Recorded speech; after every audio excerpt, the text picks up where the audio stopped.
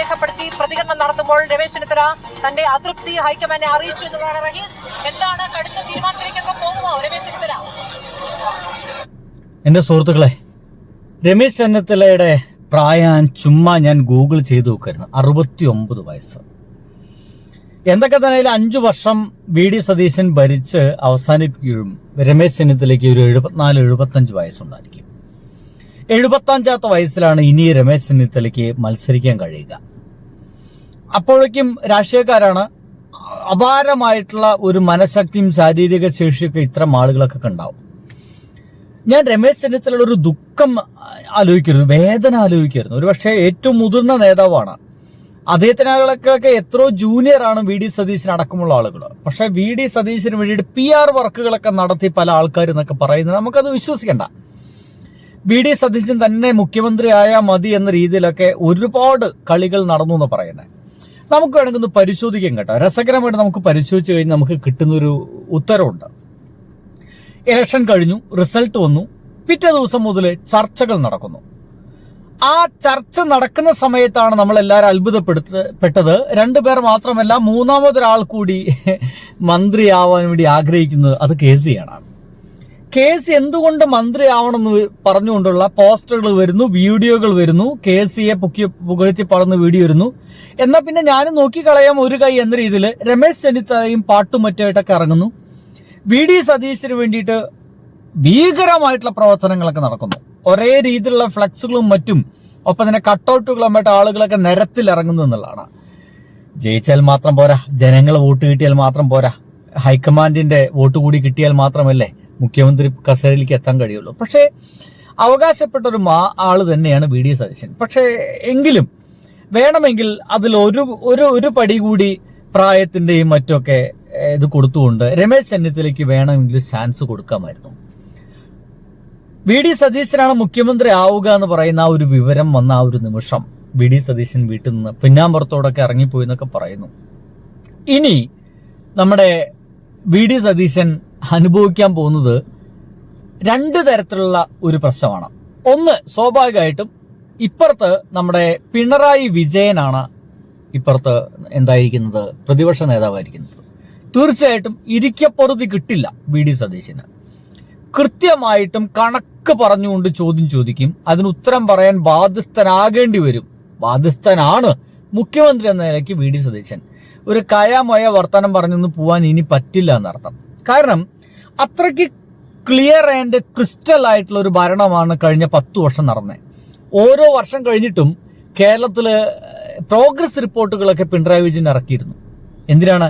കഴിഞ്ഞ ഒരു വർഷം ഞങ്ങൾ എന്തൊക്കെ ചെയ്തു, ഇതാ ഇന്നതൊക്കെ ചെയ്തുകൊണ്ട് പ്രോഗ്രസ് റിപ്പോർട്ട് അടക്കം ഇറക്കിയ ഒരു ഗവൺമെന്റാണ് കടന്നു പോകുന്നത്. അങ്ങനെ ഇവരെ മുമ്പിൽ ഇതൊക്കെ കണ്ടൊരു ജനത കൂടി നമുക്കുണ്ട്, അല്ലെ? ആ ജനത മുമ്പിൽ ഇനി ഗിമ്മിക്സ് കളിക്കാൻ കഴിയില്ല, അല്ലെങ്കിൽ പറ്റില്ല. വി.ഡി. സതീശന് എന്ന് മാത്രമല്ല ആർക്കും കഴിയില്ല, ഗിമ്മിക്സ് കളിക്കാൻ കഴിയില്ല.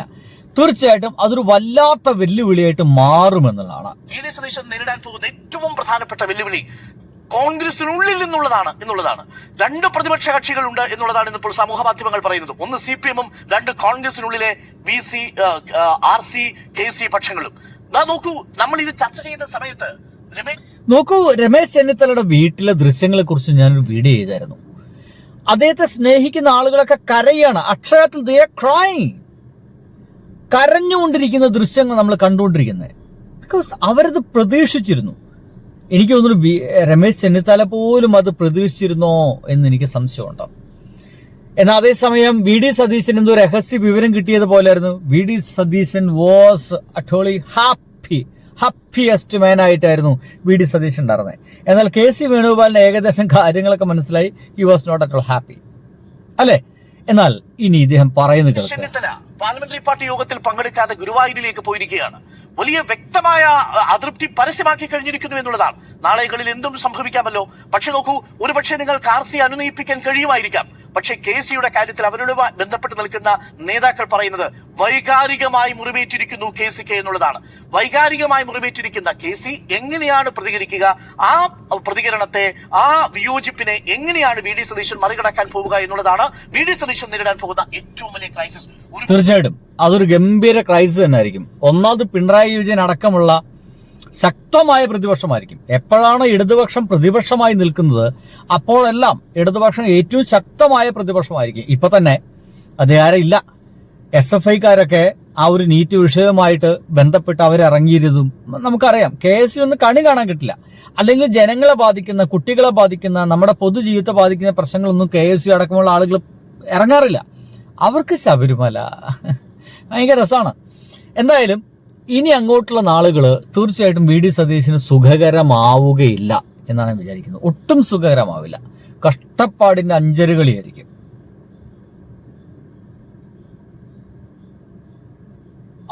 VDക്ക് മാനേജ് ചെയ്യാൻ കഴിയുമായിരിക്കും. പക്ഷെ KC എങ്ങനെ മാനേജ് ചെയ്യുന്നു എന്നുള്ളതൊരു പൊളിറ്റിക്കൽ ക്വസ്റ്റനായി നിൽക്കും. മൂന്നാമത്തെ പ്രധാനപ്പെട്ട കാര്യം ഭരണപരമായ വെല്ലുവിളി നേരിടാൻ പോകുന്നു. അതിൽ ഒരു സൂചന ഇന്നിപ്പോൾ നൽകിയിട്ടുണ്ട്. ആരാ സൂചന നൽകിയിരിക്കുന്നത്? AK ആന്റണി. AK ആന്റണി പറഞ്ഞിരിക്കുന്നത് എന്താ? ഇവിടെ പ്രേക്ഷകരെ ശ്രദ്ധിച്ച് കേൾക്കണം. തുടക്കത്തിൽ ജനപ്രിയ പ്രഖ്യാപനങ്ങൾ പ്രതീക്ഷിക്കരുത്. നമ്മുടെ സംസ്ഥാനം പാപ്പരായ ഒരു സംസ്ഥാനമാണ്. കുറച്ച് കയ്പുനീര് കുടിക്കേണ്ടി വരും. VD സതീശനെ ഒപ്പം നിർത്തി AK ആന്റണി പറയുകയാണ്, പ്രിയപ്പെട്ട പ്രേക്ഷകരെ, എന്തായിരുന്നു വാഗ്ദാനങ്ങൾ? ഇന്ദിരാ ഗ്യാരണ്ടി.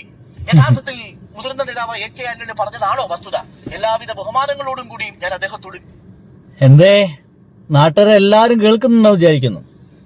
ഇന്ദിരാ ഗ്യാരണ്ടി കിട്ടും എന്നൊക്കെ വിചാരിച്ചിട്ടൊക്കെ വോട്ട് ചെയ്ത ആൾക്കാരുണ്ടല്ലോ.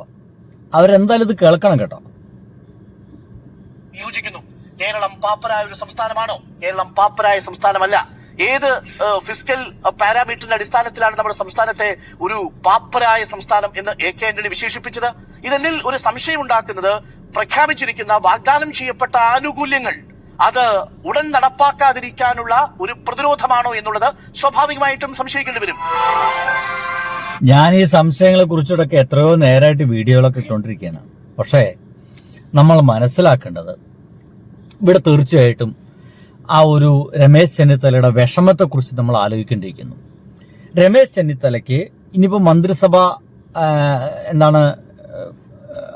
രൂപീകരണത്തിന്റെ ഭാഗമായിട്ട് തീർച്ചയായിട്ടും ഒരു രണ്ടാം മന്ത്രി സ്ഥാനമെങ്കിലും രമേശ് ചെന്നിത്തലയ്ക്ക് കൊടുത്തിട്ടില്ലെങ്കിൽ അദ്ദേഹം ഏത് രീതിയിലായിരിക്കും പ്രതികരിക്കുക എന്ന് പറയാൻ പറ്റില്ല. അദ്ദേഹം മന്ത്രിസഭയിൽ നിന്ന് തന്നെ മാറി നിൽക്കുമെന്ന് പറയുന്നു. അങ്ങനെയാണെങ്കിൽ ഇനിയുള്ള 5 വർഷം VD സതീശൻ അനുഭവിക്കാൻ പോകുന്ന KCയിൽ നിന്ന് മാത്രമല്ല, രമേശ് ചെന്നിത്തലയിൽ നിന്നുള്ള വെല്ലുവിളികൾ കൂടി VD സതീശൻ അനുഭവിക്കേണ്ടി വരും എന്നുള്ളതാണ് ഞാൻ കണക്കൂട്ടുന്നത് കേട്ടോ. നിങ്ങൾ എത്രത്തോളം അങ്ങനെ ചിന്തിക്കുന്നു അറിയില്ല. എന്തായാലും സുഹൃത്തുക്കളെ, നിങ്ങളുടെ ആലോചനകൾ, ചിന്തകളൊന്ന് പങ്കുവെക്കാൻ ശ്രമിക്കുക. ബൈ.